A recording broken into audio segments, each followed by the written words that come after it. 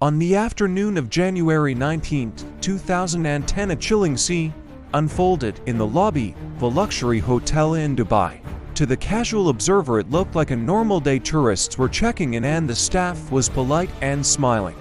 Among the guests were 11 individuals who seemed to be on vacation, wearing baseball caps and carrying tennis rackets. But these were not tourists, and those tennis rackets were not for playing sports. They were instruments of death disguised as leisure equipment. The group was a hit squad from Kidon, the ultra-secret assassination unit of the Mossad, sent there to execute the high-value target. Their target was Mahmoud al-Mabhouh, top commander for Hamas, who was known as a ghost responsible for smuggling weapons. At 8:24 p.m., al-Mabhouh entered his hotel room, locked the door and engaged the security chain, feeling safe. While he was out, the hit squad had used a sophisticated electronic device to reprogram the lock on his door, allowing them to enter. They were waiting for him in the darkness, and what happened next took less than 10 minutes to execute with brutal efficiency. They injected him with a powerful muscle relaxant, which paralyzed him instantly, but kept him conscious while they suffocated him. They staged the scene to look like he had died in his sleep, placing medicine bottles in the nightstand to suggest a heart condition. By 8:46 p.m., just 20 minutes after al-Mabhouh had entered the room, the entire squad had left the hotel and vanished. They headed straight for the airport, taking different flights to different cities across Europe before anyone even knew a crime had been committed. It was the perfect crime. A ghost had killed a ghost and disappeared into the wind, leaving absolutely no physical evidence behind. Or so they thought, until the Dubai police checked the security tapes and realized the massive scale of the operation. They track every single member of the hit squad, seeing them put on wigs in bathroom stalls and change their clothes in elevators. The world watched in shock as the faces of these secret agents were broadcast on every news channel, exposing the operation. This operation exposed the hidden world of the Mossad, showing us their brilliance, their ruthlessness, and their arrogance. Welcome back to Hidden Logic, where we are continuing our investigation into the intelligence web and the dark machinations of global spy agencies. In our last video, we exposed the CIA and their attempts to control the human mind through drugs and trauma. Today, we are traveling to the Middle East to analyze an agency that operates on a completely different philosophy.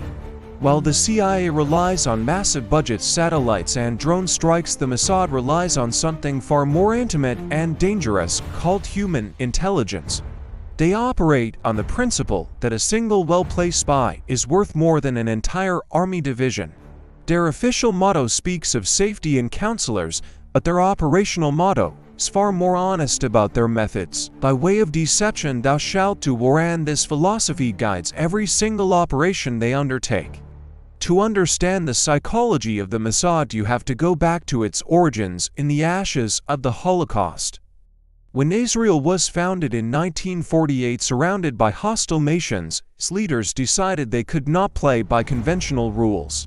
They believed that the Jewish people had been led to the slaughter once because they were defenseless, and vowed never again. This trauma created a doctrine of disproportionate retaliation, meaning, if you threaten us, we will hunt you down anywhere.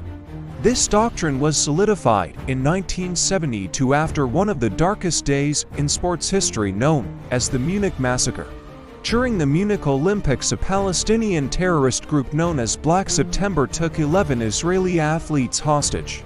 The world watched on live television as the German police botched the rescue attempt, leading to the death of all 11 athletes. The image of a masked terrorist on the Olympic balcony became a symbol of Israel's vulnerability and demanded a response. Prime Minister Golda Meir issued a secret order launching Operation Wrath of God to hunt down everyone involved in the massacre. She formed Committee X, which gave the Mossad authorization to execute the terrorists without a trial, no matter where they were hiding. Over the next 20 years, Assad agents tracked these targets across the globe, using car bombs in Paris and phone bombs in Cyprus.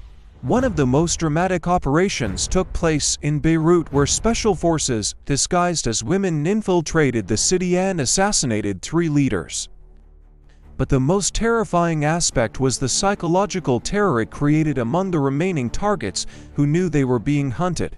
They started receiving phone calls with just the sound of heavy breathing, and obituaries would appear in newspapers before they were dead. This is the hidden logic of assassination. It is about paralyzing the organization with fear so they spend resources on security instead of attacks. But operating in the shadows carries a terrible risk because when you act as executioner, you are bound to make mistakes. The most infamous was the Lillehammer affair in 1973, where agents tracked a man they believed was the Munich mastermind. They watched him for days, confirming his routine, and one night they shot him 14 times as he walked home with his pregnant wife.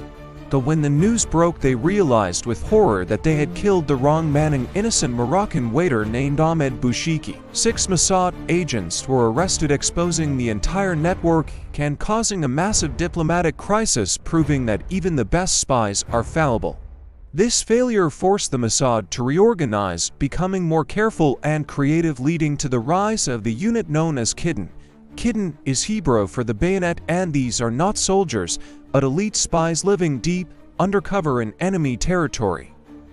They pose as businessmen, students, or tourists for years, waiting for the order to strike while living a double life. To become a Kidon agent, you must pass psychological tests that would break a normal person and lie to everyone you know. The most legendary example of this infiltration was Eli Cohen, who penetrated the highest levels of the Syrian government in the 60s. He posed as a wealthy Arab businessman named Kamal Amin-Tabay and became the chief advisor to the Syrian Minister of Defense. Cohen threw lavish parties for generals, giving them alcohol, while they bragged about secret military plans, which he sent back to Tel Aviv. But his greatest trick involved the eucalyptus trees on the Golan Heights, where he noticed soldiers suffering in the heat. He suggested planting trees near every bunker to provide shade, and the generals agreed, thinking it was a kind gesture. In reality, Cohen was marking the exact location of every single Syrian bunker for the Israeli Air Force to destroy. Years later, during the 6th Day, Israeli pilots were ordered to bomb the trees, destroying the Syrian defenses in hours. Eli Cohen was eventually caught and hanged, but his legacy proved the terrifying power of human intelligence. As we moved into the 21st century, the Mossad evolved, integrating human intelligence with cyber warfare, creating a hybrid monster. We saw this in the assassination of the engineer in '96, where they replaced a bomb maker's phone with an explosive replica. But the true masterpiece was Stuxnet, a computer worm that destroyed Iran's nuclear centrifuges without firing a single shot. In 2010, centrifuges in Iran began to spin out of control and destroy themselves, baffling scientists. It is believed Mossad agents physically infiltrated the facility or used a double agent to plug in a USB drive carrying the virus. And just recently, we saw the terrifying evolution of this warfare in Lebanon, where thousands of pagers exploded simultaneously.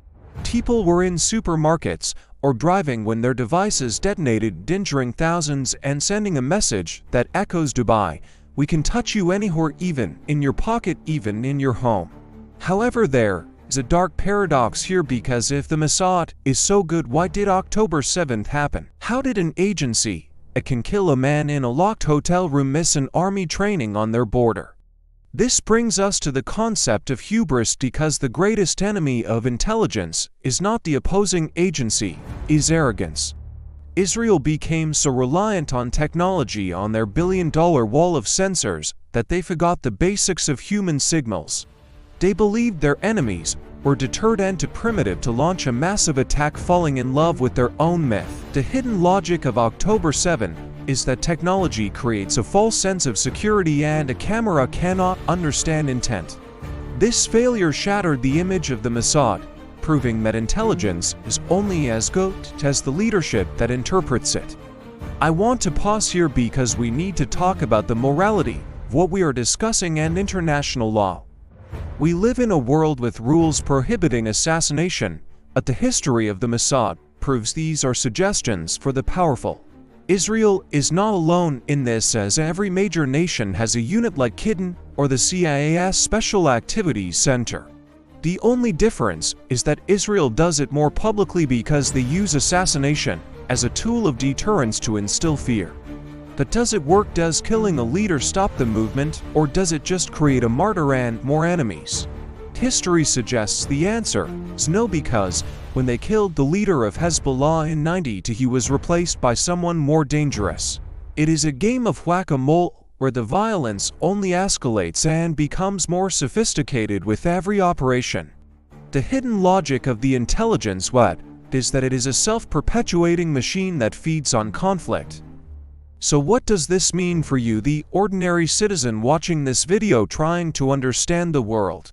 It means the world you see on the news is a theater and the real actions happen in the dark. It means your phone and your travel records are part of a global battlefield where privacy is an illusion. We will discuss this surveillance aspect more when we get to the Five Eyes Alliance later this week. But for now, I want you to think about the price of security and whether the ends justify the means. Mossad argues their actions prevent a second Holocaust, while critics argue they perpetuate a cycle of violence. Both arguments have merit, and that is the tragedy of the intelligence world, where there are no good guys, only interests. This brings us to our engagement for this week, or I want you to share this video with a specific person. Send this to the friend who loves spy movies and tell them, if you want to see real spies, watch this. Real spies don't drink martinis. They sit in boring hotel rooms for days peeing in bottles so they don't miss a target. Help us break the Hollywood illusion and show people the gritty reality of the shadow war happening right now. And I want to hear your opinion in the comments about the tactic of targeted assassination in the modern world. Do you believe a state has the right to execute enemies abroad to protect its citizens from future attacks? Or do you believe this is state-sponsored terrorism that undermines the rule of law and makes the world dangerous? Go to the comments right now and type SAFE if you believe these operations are necessary for survival. Type law if you believe no country should be above international law and that these actions are criminal. This debate is not just theoretical, because as we speak, agents are planning the next operation somewhere in the world.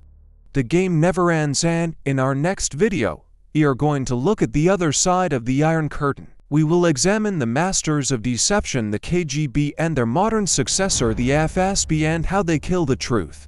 Subscribe and hit the bell because the rabbit hole gets deeper, and we will see you in the shadows.